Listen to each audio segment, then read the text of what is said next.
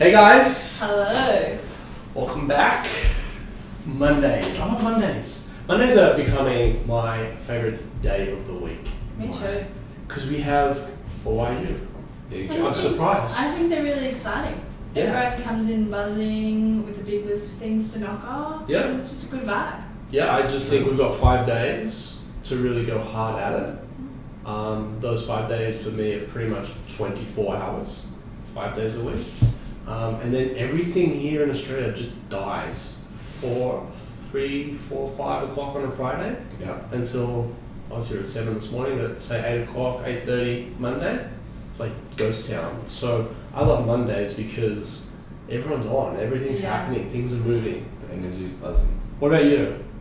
Mondays are great. Yeah? Do you have a desire for Mondays versus Fridays or? No, like for me, even though I'm not here or working on something, it's continuing to roll around in my head. Yeah. So yeah, I don't know, it's great to go away and get some time and refresh and then come in full charge. Sure. So that I think that actually summarizes how I feel, even though I'm not here, or I'm away, or I'm absent from the building. Things are always going on, and Monday through Friday, I can actually get those things on paper, executed and done, and replied to and moving forward. Whereas on Fridays, it's kind of like, hey, and it's radio silence back. So anyway, enough of the banter. Questions and answers. Yes. Every week, I'm gonna say we do this every week. We try and do it on a Monday. We do it every week.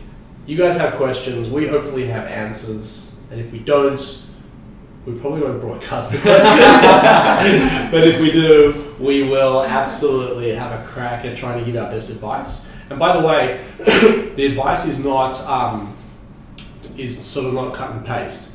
So if you do have a question and you're really unsure about something, we'll put our best foot forward here. But if this is not enough, feel free to hit us up on LinkedIn, Twitter, Facebook, Instagram, wherever you want. Come to the building. Come in and see us. Come and see us. So Maddie, We have a question. we have a question. Yeah. So we have one on Twitter from Benny E. And he talks about this paradox of VCs. Yep. And how the ones that you ideally do want to help you along with your business and the ones that shut you down and are not necessarily interested. Yep. So as an entrepreneur, how do you win at this? Yeah. So I guess what he's getting at there is, hey, I've got this idea. What do you think of my idea? And you go, oh, that's so cool. I love it. But actually, as much as I care about you and you care about me, I don't need. You're not the one that's going to help me. Yes. Maybe as a customer you might be able to help me, but as an investor or helping me scale to the next, I think you need that investor, and that investor is not as enthused about you or your business. Yes. So here's where I think the rubber hits the road. I think it's all about traction. I think investors get really excited about mission and vision.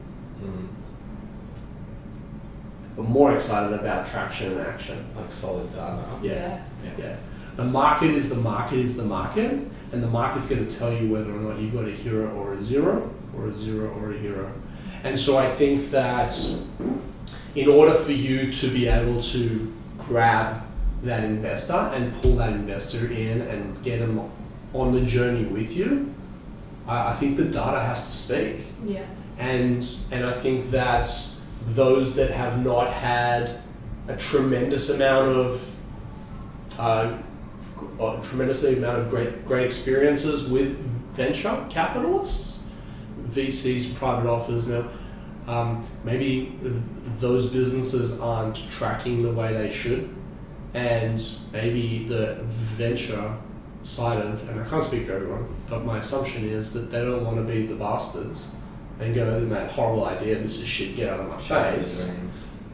Because you never know where things are going to take a turn and whether or not you're going to come back. So they always want to stay, well, I'll speak for myself. If you came to me and said, this is my amazing idea, I'd be really excited for you, and then I'd say, all right, so what's the customer saying? And if your customer's not saying much, we got no customers, I'd be less enthused, but I'd be like, hey, come back to me once you can prove this little issue out you have here. Maybe it's not a little issue, but it's a massive issue. But prove it, and then let's get talking. So I think it's data related, and I think venture capitalists are in positions where they're not interested in hurting people, and they want to try and keep their options open. So therefore, they may or may not, and some of them may be a different tone. And I don't want to speak for all you guys out there, but maybe his experiences was with the polite venture capitalists. Not to say that there's not polite venture capitalists. Just chill, everyone, sit down, relax. But maybe that polite person wasn't able to say, horrible idea, there's the dog. Yeah. Or maybe that person was more optimistic, was like, prove this data point out, or prove this out, and come back to me and I'll write you a check. So I think the market is the market is the market, and if you can seed something into the market and that's absorbed, I think a lot of people will come write checks for you. But if you're not performing, or the product isn't yielding, or it's not scalable, or alternatively you don't have a founding team, or you don't have a technical officer, or you don't have the right ingredients, potentially you're a pass. And I'll be honest, like I think that I wouldn't want to personally be a venture capitalist, because I don't want to invest in everything. I'll lose a lot of money. But I think that they've got to pick. There's only so much money that they've got, and they would rather write bigger checks, knowing that they're just pouring more money or more water on the seeds to help them grow, versus trying to really like kickstart something together and fail and spend money, but like they don't want to burn money. Yeah. Right? Because they've got investors that are giving them, or family offices or people that are giving them money. So I think that it's an interesting paradox that the only people you want conviction from are the venture capitalists, and 99% of the time they say no. And I think that 99% of the time they say no is because there's a few things that haven't been proven out. So Benny E, hit me on Twitter. I think we actually spoke on Twitter earlier this week. If there's more information that I can disclose to you or not, just reach out. Linda? Do you think I answered, do you think that's a fair position? I think so. I think data speaks louder than words a lot of the time. Yeah, and my mum always used to say, actions speak louder than words. Show me, don't tell me. Show me. Thanks, Mum. Yeah, Mum. Show me! Alright, what's up next? So, email from Jen. Jen? It's along similar lines but of a different vein. Yep. She's currently bootstrapping. Yep. And she's wondering at what point does she venture out and go and get extra help? Yep. Should she keep control or should she seek some independent sources? How do you decide? Yeah, so this is a massive conflict for me, because I grew up with very traditional family and married into Sim's family, and they're very traditional, and both of our parents are, hey, if you don't have the money, don't do it. Yet in today's world, and by the way, Petloo was built like that. So Petloo was bootstrapped for 10 years. Yeah. Next time Sim's in, maybe I'll have a vlog with her about how we used to eat cereal for dinner. Real stories, guys. And so now this world is about where you've got co-working spaces and you've got venture capitalists and people that like access to money is a lot easier if you have the right product and service and business. You can really blow it up. So I'm going to answer in a very conflicted way. I think you should bootstrap for as long as you possibly can, because every day that you are bootstrapping, the more value you're creating for your business, the bigger the valuation, so that when it comes to the point in time where you have to, because you're just going too quickly, hopefully, you have to take external funding to grow and scale, the pie is a lot bigger, and so therefore the dilution is a lot smaller. That said,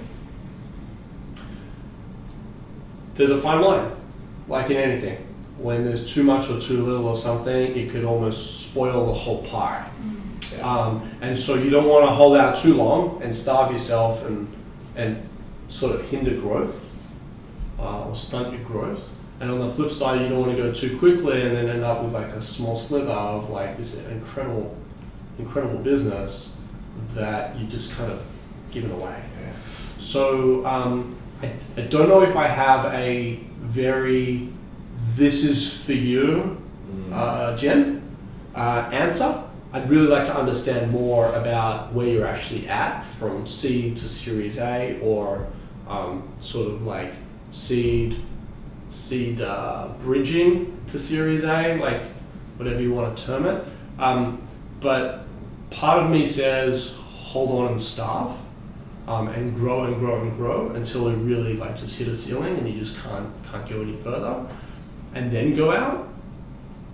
And by the way, you need a crystal ball for that as well, right? So you don't want to hit the ceiling and then go, I can't go any further, and now it's going to take you 6 months of trying to entertain venture capitalists or private money or people, and you haven't increased sales in that 6 months time, and like you end up with a disaster story.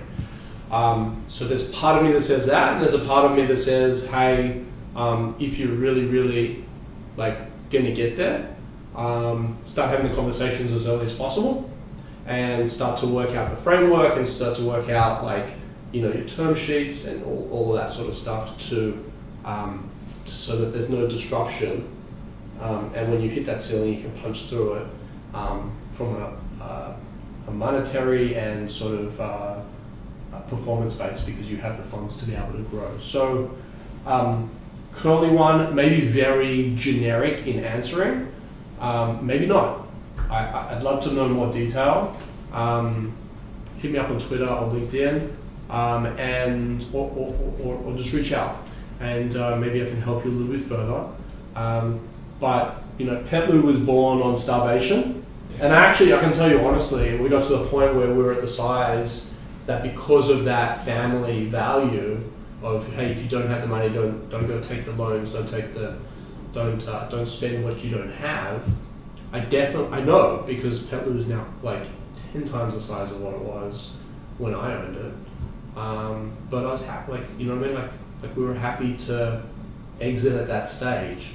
So a bit of a conflict in terms of my answer, but hey, if you're growing, just keep growing and keep going. And that cereal for dinner. Yeah, and eat the cereal for dinner. There's no shame. In fact, I've caught Sim a bunch of times. Still eating it. Like, what? You don't need to do that. What are you doing? And she's like, text me back. Nostalgia. Yeah, text me back. So I'm good with that. But just keep hustling, and I hope to God that things grow for you, strength to strength, and you have big problems or big growth problems, and not the other way around. Cool? Cool. All right. So I'm off to Sydney in a few hours. I'm going to do a presentation to a awesome group of people. They know who they are. I don't name drop. And looking forward to seeing everyone in Sydney. I will be back from Sydney pretty much the same time that I leave today. Cool. So less than 24-hour trip, a 23-hour trip, which includes dinner with my mum and my sisters. Oh. And we've got some really cool people coming on this week. I think we have a different spin later this week. We're going to talk about product. I've got an electric skateboard. There's a member upstairs that has an electric skateboard. Yeah. And we're just going to talk about why that over this, and why I went this way over that. So we're sort of like going to get into a bit of a, product review on electric skateboards. It doesn't have to be electric skateboards. So if you do have other things, we also, like last year when Sade was sitting in on these vlogs, she's way too busy for us right now. We talked about maybe doing some product reviews, and so I'd love to do a call out. I'm not ready for it yet, but I'd love you to send your products to level 3 at 534 Church Street. Attention to Lyndon or Maddie or myself, and we'll start to bank up some products that maybe they're new product developments, maybe it's a new product that's coming to market, and you just want an honest, raw vlogger's opinion or community's opinion of it. I'd love to do some product reviews. I think that'd be really interesting. Mail time is what we'll call it. So send all your stuff in. We'll definitely test it. I'll give it, as much exposure as I can and truthful feedback. Yeah. And if it's really horrible, I'm not going to embarrass you on online. But mail time. So maybe attention mail time. Care of Creative Cubes at level 3, 534 Church Street. Perfect. And let's get some products in, review them, and as we bank them up and as we've got a decent range of stuff to talk about, it could be a new software you're launching, a new hardware you're launching, a gadget, a toy, a pet treat. Love the pet space. Hit us up. Great. Yeah. Cool. All right. Mail time, 534 Church Street, level 3. I'll see you guys during the week. Thanks again. Thank Thanks, you. sir. We'll see you this time next week as well. Yay. See you guys.